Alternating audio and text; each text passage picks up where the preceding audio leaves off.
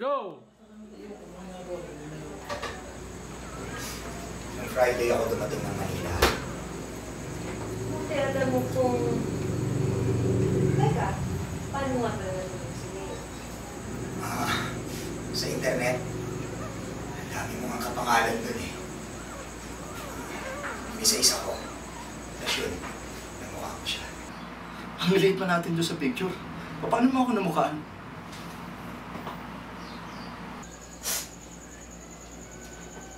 Lukso ng dugo.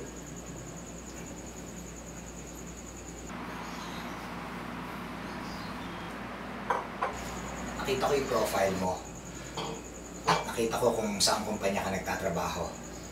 Nakalagay dun yung address. Ang galing naman.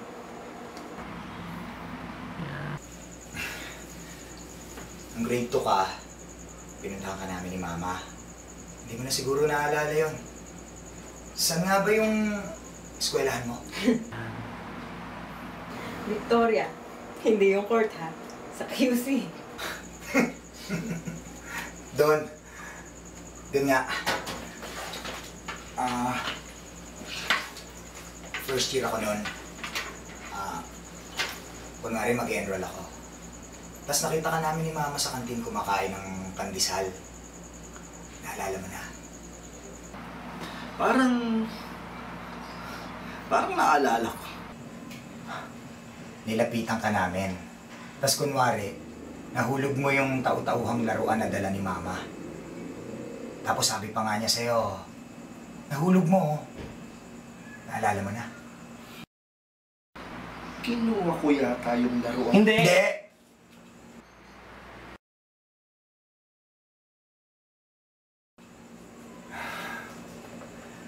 Ang sabi mo, hindi akin to. Tapos natatandaan ko, sabi mo kay Mama,